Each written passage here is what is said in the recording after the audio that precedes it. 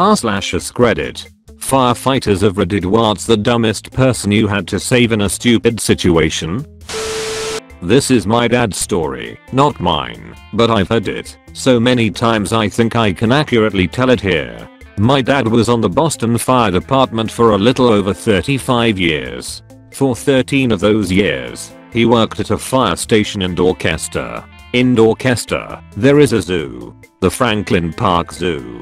One morning in late September, they get a call to the Franklin Park Zoo for a young girl mauled by a gorilla. This is the sort of call they'd get all the time. Gorilla jumps at the glass, kid gets scared, parents panic and call 911. So they hop in the truck and ride on over. It's one of those kinda foggy early fall mornings as they walk into the zoo. A couple of the other firefighters start walking into the zoo as my dad notices a man sitting on a bench holding a little girl in his arms. Assuming this is what the call is for, he walks over to the man. The little girl has a scrape on her forehead and she's crying, but is otherwise fine. The man looks like he just saw a ghost. So my dad asks the guy what's going on. The man just says little Joe is out. My dad says what does that mean? The man just repeats little Joe is out. So my dad says who the fuck is little Joe? Little Joe is a 500-pound adolescent male silverback gorilla. Loose in the streets of Boston. It's right about now that my dad realizes that he's not exactly qualified to handle a gorilla, but he doesn't know who to call, so he calls everyone. 2 minutes later the fire chief shows up, not knowing what the call was about yet, and jumps out of his car saying, Mark, is this about a fucking gorilla? My dad says yeah, but how'd you hear that? The chief says he's standing at the bus stop on 7th Street. Now the SWAT team shows up, hats on backwards, M16s in hand, and my dad, being the smart as he is, looks at the sergeant and says, hey, I don't think this thing is armed. He caught a bit of flack for that later on. Animal control and the SWAT team worked together to take down little Joe. It took 14 tranquilizer darts before he finally went unconscious. Little Joe is still alive and well at the Franklin Park Zoo. And here's a picture of him at the bus stop for those of you who don't believe me. I was a Navy corpsman, so this one is probably a bit of a reach, but whatevs. Marine comes to sick call with a seriously beaten up dick. Like lacerations, bruising. Thing was really fucked up. Asked him what he did, and he insisted that what happened was that he had a surprise boner and it hit his zipped up pants zipper and basically went all garbage disposal on his junk. Dude would not drop this narrative, no matter how many times we told him that this just doesn't happen. Finally, Doc, the actual MD, comes in and tells him enough of this shit, yada yada, write him up for malingering. Need the full story. Dude jammed his wiener into the back of a computer tower. According to him, there was an opening back there, probably because old PC towers in the Navy routinely had shit swapped out, and they didn't always cover openings when things were removed. So, because he was a fucking donkey, he stuck his finger in it and felt a light tingling sensation as his skin made contact with something electrical. So he took the next logical step and whipped out his dick and shoved it into the back of this computer. What he did not account for was that the opening had sharp metal edges. But once inside, he got that tingling feeling, and so he felt like he might as well finish the job before he pulled out. Plus, and this is where I had to stop myself from laughing, he felt it was smarter to pull himself out flaccid rather than hard. Taps forehead. This was not a young man. This was not a man without rank. Two I can recall, one specific. The specific one was a young girl around teenage years who decided those toddler swings with the seat you stick their legs through like a little basket so they can't fall out was made for a teenage girl. She got stuck and lost blood flow to her legs. We had to cut her down and get her to a hospital to have it safely removed due to it basically becoming a tourniquet on both her legs. The other is general, but it's people who didn't wear a seatbelt and the people they killed as a result. You have less control of the vehicle when you're not being held in place, so those wrecks are more common as the first sign of trouble. Your butt moves in the seat and reduces your ability to control the vehicle. You also become a projectile. If you're lucky, you only kill yourself. If you're not, you wind up bouncing around and killing a passenger. Also the leading cause of partial ejections and re-entry to vehicles, since nothing was holding them to the seats. So many times I could have just been there cutting someone out of a seat and them being barely beat up, but instead they had been scalped and died or hit their kid or spouse or other family member or friend and killed them. One in particular I remember was a large man not wearing a seatbelt in an overturned truck. He woke up while we were working on him cutting the passenger side up to get down to him as the vehicle was on its side, driver side down. He kept asking us how his son was. At first we didn't get it. Then we realized he was laying on his 15 to 16-year-old son, and due to the man's size we didn't see him. The son was wearing a seatbelt, but he died because his father smashed into him and smothered him to death while we worked, rather than just wear a seatbelt extender so his seatbelt fit. Also, don't lie to us about if you wore it. Your seatbelt won't fire the pretensioners if they are not engaged in the slot. They are designed that way. There is a circuit that is completed by the best being clicked in place, which is also how your car knows your passengers are wearing a seatbelt or not and sets off that obnoxious alarm. There is also a sensor in the passenger front seat of most modern vehicles to detect the weight of a small person, which is why your sodas or pizzas, it whatever, set off the alarm. Just wear the damn seatbelt and don't lie. If you were wearing it, I won't be able to pull tons of slack on it when I arrive. Guess what goes in the report as the determining factor your insurance sees as to if you should have your medical covered as a result of an accident? Yup. I don't know what they do with their information, but I have to write it in the report. Source: State Vehicle Rescue Technician and Firefighter, mostly volunteer at this point. I was a volunteer firefighter many years back. One summer, after a long period of no rain, two good old boys decide to have a few dozen beers and take their Jeep into a nearby field to go off-roading. Well, 2 feet tall corn stalks that are bone dry wind up getting jammed up into the undercarriage, which, on a 90+ day, turns out to be hot enough to ignite a fire. The owner of the field sees the situation unfolding from their house and calls for fire and police. Given the proximity to my location, I go directly to the scene after hearing the page go out and see these two assholes trying to drive the Jeep faster and faster to put the fire out. Eventually, the engine gives out, but they won't leave the car. I physically had to reach in, burning my arms in the process, since I didn't respond to the station first to get my turnout gear and pull them out. Somehow, they decided that remaining in the car would slow down the flames. And because they thought it was a good idea to continue driving a burning vehicle around a dry field, we now have a significant brush fire and have to call mutual aid from another county to help douse the fire. State police get involved. I have a nice trip to the hospital, and assholes lose their Jeep and the remainder of their booze. I'm not the firefighter, but my brother's wife at the time was. There was this massive structure fire at a barn in town that drew out nearly every truck in the general area, like 3 towns worth of firefighters trying to get this thing under control.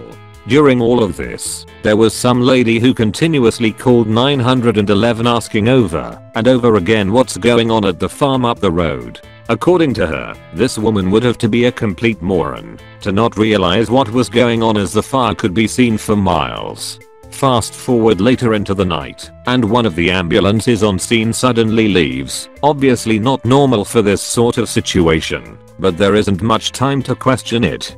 Fast forward still, and as things are finally starting to calm down and are under control, one of the volunteers on the original ambulance comes over in his own car and shuffles sheepishly over to her and the chief of their department. He tells them that there is a woman a little ways down the road who called the ambulance, hence why they left, and requires a lift assist, but absolutely refuses to let the EMTs do it. No, it has to be a firefighter. My brother's wife, seeing that the other departments had things under control, goes with the man to see what's up.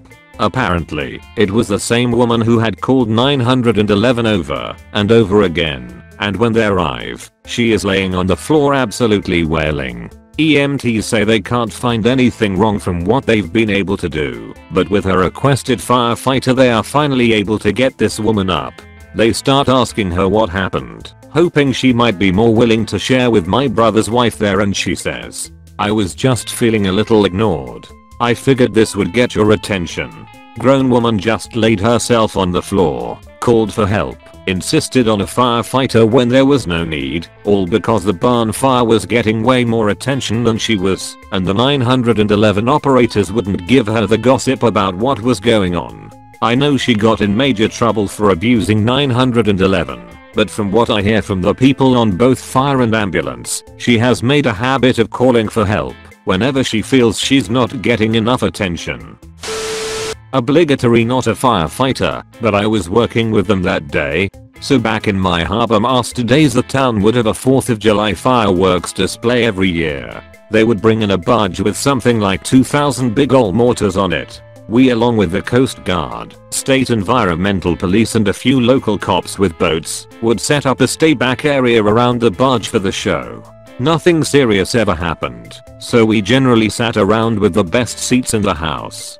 So we are all sitting there celebrating our independence by annihilating as much of the sky as the town budget would allow. About 2/3 of the way I notice a small fire on the front of the barge. So I give everyone a heads up on the radio. From a distance we see one of the crew run across this barge vomiting projectiles into the sky with a fire extinguisher in hand. About the same time as he arrives, the fire flares up big time.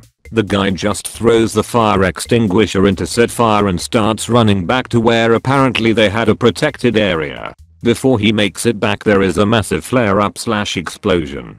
Everybody hits their lights and starts hauling ass to get to the crew. That's when the remaining fireworks started going off. We were the second ones to arrive, and the one of the assistant HMs is yelling at the crew to get off the barge. There are dozens of fireworks going off. You can feel an intense heat every single time.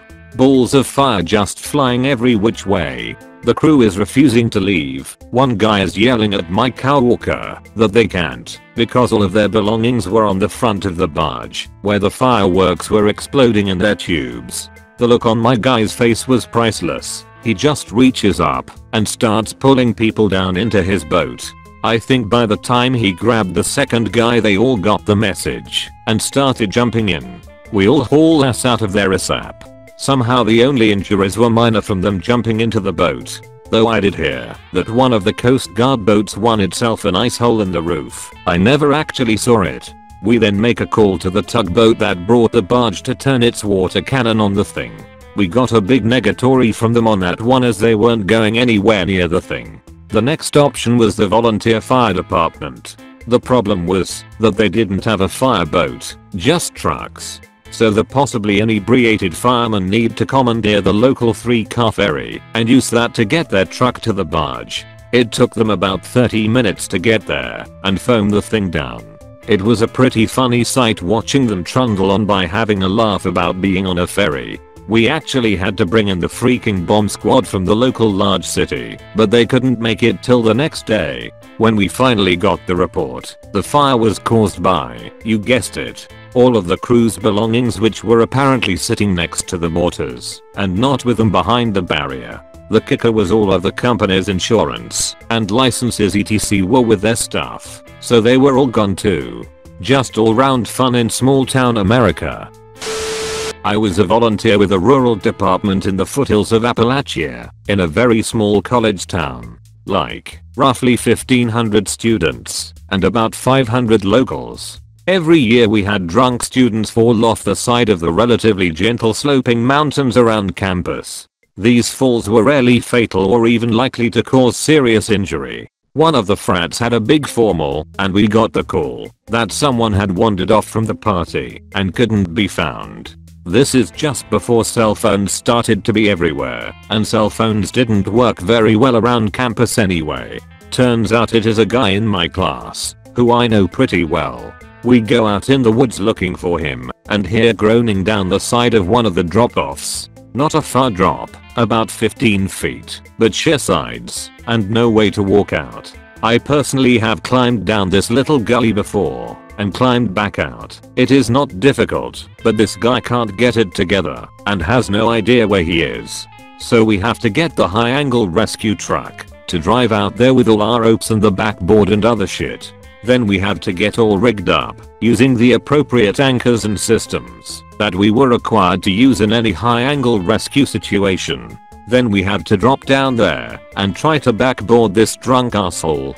The whole fucking time he fought us on it. I'm sitting there trying to explain, hey man, it's me, your buddy, you know me, let me help you.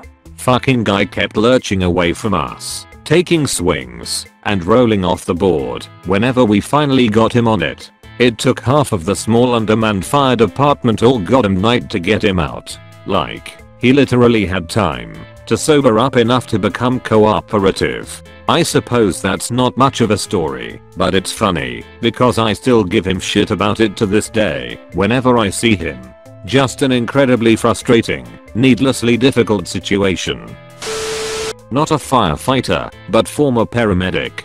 Ironic that my best story for this is not one from in the field, but is from the I was working a shift in a busy trauma center because I was an instructor for a paramedic program, and I had paramedic students doing clinical rotations through the A patient came in with a weight from a weight set stuck to his penis. He had tried to have conjugal relations with the center of a weight that you would put on a barbell. I hope I'm using the right term, but probably not. The fit was such that arterial pressure allowed fluid to enter to the end of the penis, but the lower pressure venous return meant that blood stayed trapped in the penis, creating a penis balloon and also a penis that wasn't going to be separated from the weight anytime soon. I don't remember how heavy the weight was, I only remember it was big and red.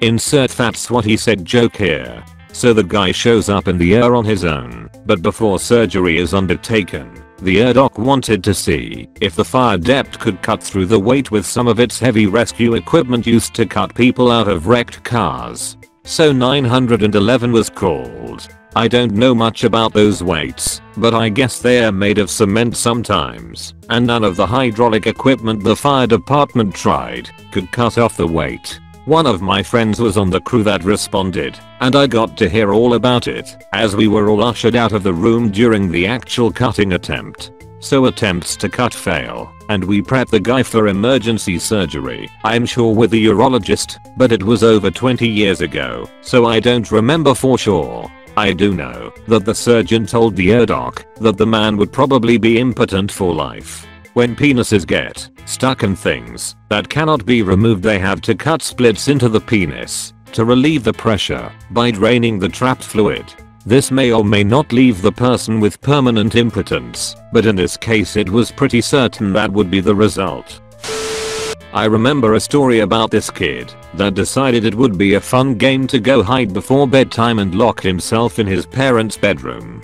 After his parents noticed he wasn't brushing his teeth like he should be, after putting on his pajamas they further noticed that their bedroom door was locked. After some knocking and giggling they figured out what was going on.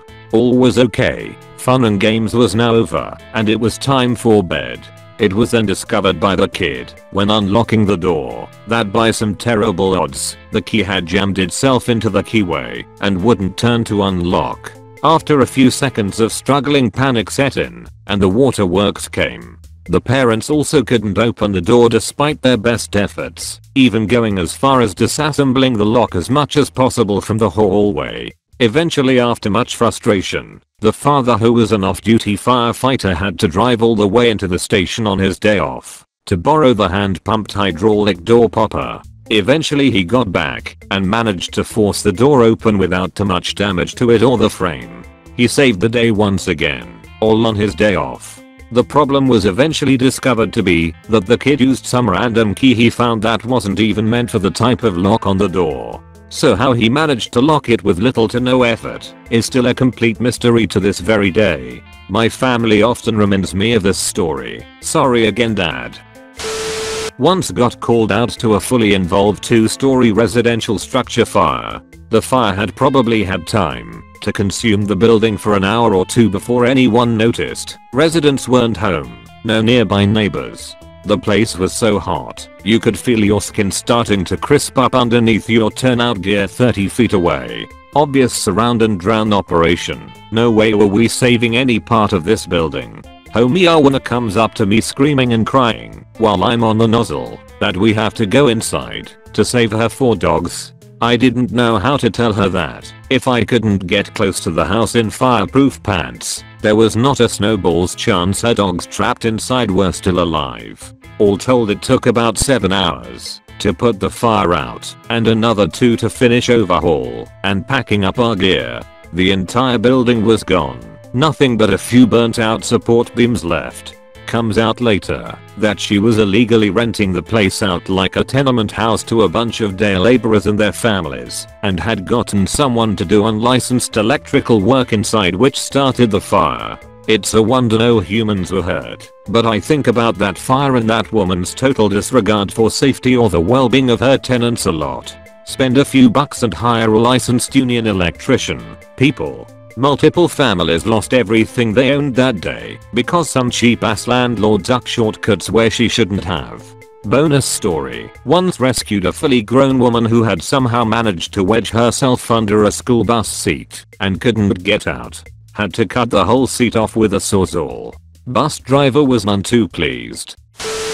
Paramedic rather than fire, but I used to be a wildland firefighter, so I kinda count right. We got a call for a shortness of breath, so we speed off lights and sirens. I had just the previous day had a shit show respiratory call and had talked with several doctors to make sure I did everything right and get some pointers, so I was amped up ready to save someone and all that. We get there and see a guy sitting in his lazy boy, breathing regularly, no obvious signs of respiratory problems. I ask him where the patient is. Dude says it's him, so I ask how he's feeling, and my partner puts him on our monitor to check out his vitals. Blood oxygenation saturation is 100% and all his vitals are within normal limits. He then tells us that he can't sleep without his CPAP machine, and it was in the other room. Guy tells us him and his wife had a fight, so he had to sleep in his chair. I go and grab this lunchbox sized machine, assuming that the dude just had trouble getting up or something, and bring it to the chair he's in so he can get to bed. The dude thanks us and then says he has to use the bathroom. Gets up with no trouble at all. Dumbest reason to call 911 I'd ever seen. If you're fighting with your be enough of an adult to grab your own shit out of your room before sleeping on the couch. That's not an emergency. A firefighter / first responder taught our wilderness first aid class. This was in a very rural area. The local town was a gas station plus post office. First off, do not go down whitewater rapids on an inflatable mattress, ever. If you don't believe me, copy / paste this as many times as necessary until it sinks in. Second, if your baseball teammate on an inflatable mattress gets sucked down into a rapid and doesn't come back up, call emergency services. Do not, under any circumstances, drive an hour to buy grappling hooks and chains to save him. He's gone, Jim. If you do have a grappling hook and metal chains, absolutely do not attempt to drag the riverbed with them. You're just gonna lose them and also endanger every whitewater trip that follows you for 30 years. Finally, dear friends, if you finally accept that your dearest sportsmate has fallen off his mortal coil, please do ask emergency services to collect what they can of his remains. In fact, give them your name and contact information, because extraordinary efforts will be made by the river community to help. Otherwise, a tourist thinking they found a deer bone will either keep it or toss it into the woods when it finally washes out.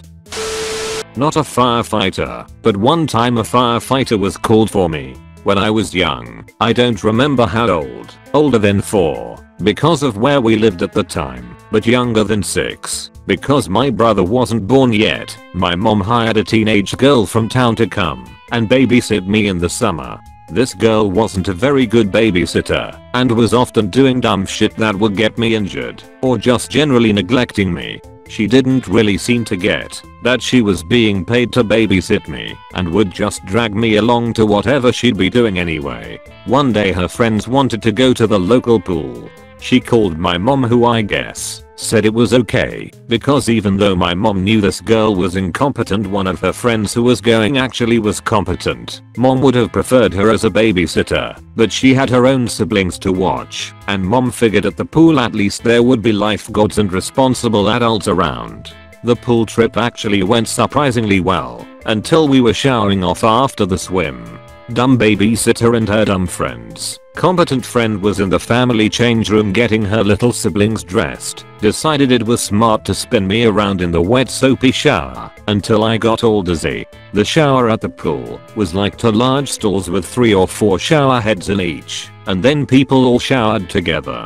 So they're spinning me around in this wet soapy shower, and what do you know? I get all dizzy and end up falling flat on my face. And there is blood. Lots of blood running down the drain.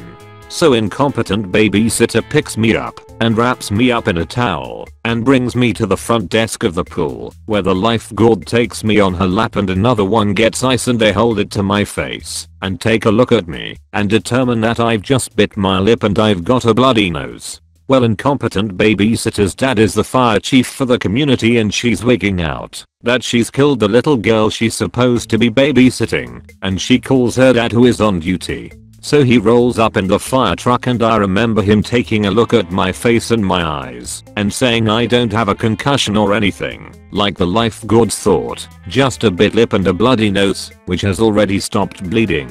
But him and the lifeguards decide that I shouldn't go home with the babysitter, and the head lifeguard / pool manager knows my mom and calls her, and I have to wait at the pool and the firefighters leave with my babysitter and the lifeguards gave me candy and more ice for my lip. And then my mom came and she's pissed that the babysitter left, but she's just happy that my teeth didn't get knocked out, and then after that the babysitter didn't watch me anymore. Thank you so much for watching the whole video. Please leave a like and subscribe.